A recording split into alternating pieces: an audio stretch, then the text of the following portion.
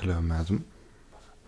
Have you had the pleasure of a dance this evening, or may I claim it first? Well, where are my manners? Of course, Bridgerton, Colin Bridgerton. I have just returned from my travels, and I would very much like to make your acquaintance. Is your mamma in the whereabouts? No? I hope it is not ungentlemanly of me to intrude your space here, no? Or, well, if I may say, and I shall, you look rather ravishing today. I was in search of the Featheringtons, but it does appear that they have acquitted themselves this fine evening, and of course it is an absolute pleasure that it has brought me to meeting you. Would you like to hear of my travels? May I caress your beautiful ears with stories of adventure, adversity, and quite possibly some love? Of course, as part of my stories, not in the present moment. Well, it is something that I wholeheartedly welcome, but we shall see. Of course, I do not know whether you're a good dancer or not, but it is also a matter of time before I can make that assessment. In any case, I went to Africa, and I went to the whole of Europe, Spain, Italy, I went to Rome. It is a saying, when in Rome, but frankly, when in life, I would say, wouldn't you not? Well, yes, I am indeed a writer, but in my spare time and not really published. I cannot hope to ever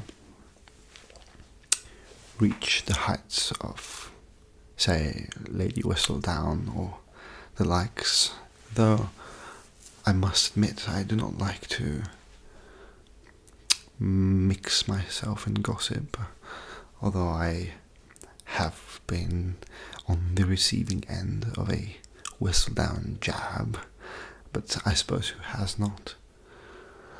In any case, may I take the liberty to...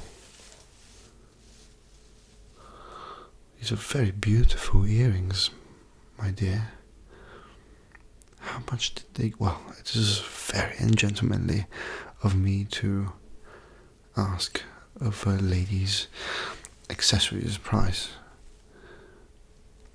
but I cannot help myself. There is a game I like to play with my brothers, which is to just make assessments of price predictions, and it's quite fun to be very close, to have a close estimate. They're beautiful. Is this emerald, my darling? I suppose it is. It cannot be anything else. Such a vivid green colour. There's nothing else it could really be. How do you like the music today? I think it's rather droll, to be honest. It's not really my style. I prefer more. I prefer something slower, and to be honest, I know I suppose this could come across as a little bit, I suppose, not of our class, but I do like the flute. It provides such a nice tone to the whole arrangement. It's quite impressive, really. I suppose I'm forgetting myself there. It is quite unprecedented for me to feel such a thing, but if I may be so forward, would it be possible to arrange a rendezvous with none other than your father? I suppose it's... Yeah, well, let me at least close this off, because I am but your humble servant, after all. Nothing else, nothing less, nothing more, as they say. But, well, let us then acquaint ourselves then, before we make such drastic moves. As, we cannot make a decision that could influence our entire lives in the mere 2 minutes that we've known each other. Yes, well, I have quite a few siblings. Yes, I have my sister Daphne. She's dear. She was actually 2 seasons past. She was crowned the season's jewel, a diamond, if you will, by the Queen herself, which was, of course, quite the achievement for our entire family, and especially for Mama. Mama Violet Bridgerton, yes. She is a widow. I lost my father a while ago. I hope that this will not bear on our conversation, because it was a long ago. I was quite young. Of course, I still do remember him. And if it pleases you, ma'am, he's made me the man I am today, and I hope to be the man that is just right for you. In any case, I have a couple of brothers. I have my brother Anthony, Benedict, and my younger brother, whose name I do not recall at this particular moment. But yes, Eloise, my sister Hyacinth as well, and it's quite a big family. I believe whenever you're part of something good, something healthy, something that works, of course you will be target for defamation, as they call it. Of course, this is precisely why the latest editions of Whistle Down have been quite full of, I believe, deceit. So I do not wish for you to be influenced by such gossip. Of course, it is just very, very deceitful, and it might bring to discourse in the future, but for now, what I can assure you of is my good intentions and my unconditional love.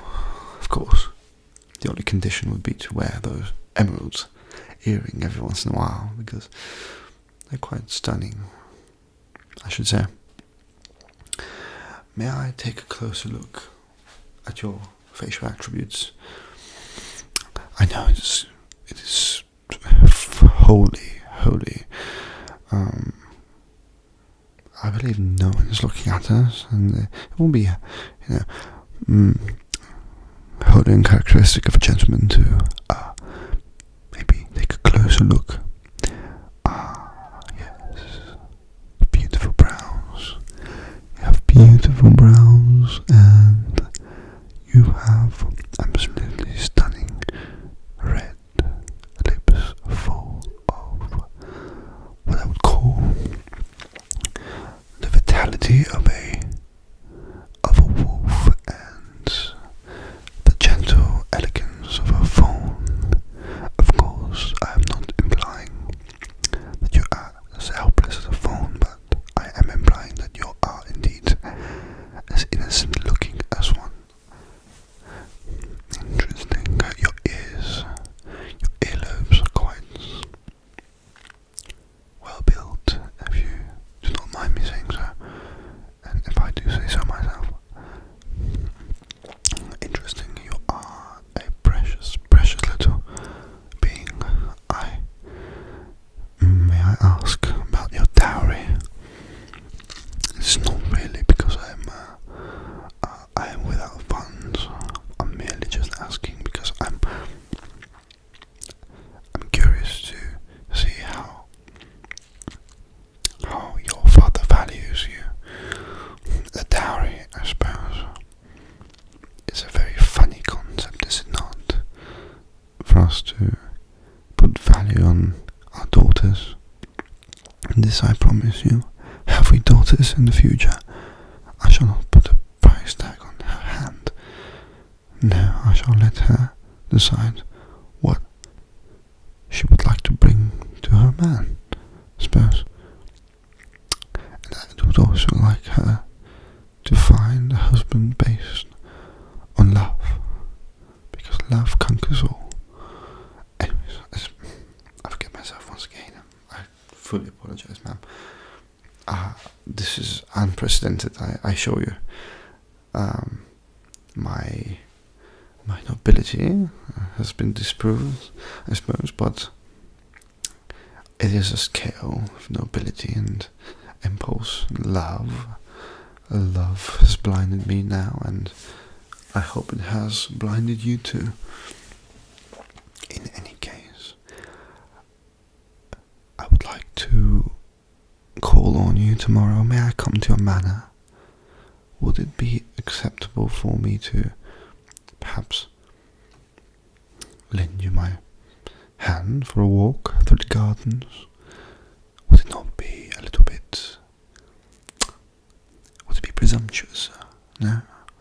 We can, of course, just treat this as a friendship for the time being, for it is quite enchanting, this love. Would you say not? Would you not say that? Would you not say it? In any case, I can only promise you my genteelness for the time being, well, forever. I do have to say that we do have a drinking phenotype that runs hereditary through the family. Let us accept this as one of the many turbulences that the marriage must go through. One thing I will promise you, however, is that if you are as kind and honest as to be able to communicate your needs and not leave them under the rug, I shall be most happy to accept criticism and improve as a human being, as a husband, as a father. And of course, if you ever would like to begin your own endeavours in this world, I will be more than glad to be the partner of a powerful and strong and intelligent partner such as you. Now, I should bid you goodbye and farewell. To be honest, we shall see each other again, so goodbye for now. Please expect for me to call on you, and if you would like, we can keep this to ourselves for now, although it has been 15 minutes, if not more, and people are starting to ask questions. I wonder, would we make it to Whistledown's next edition? I do not wish to bind you with gossip, but only with my intentions and actions. So, madam, I should excuse myself. Thank you very much. You enjoy a splendid punch or lemonade, if you wish. So I could bring you a refreshment and call it an evening. Does that suit you? It suits me. Well,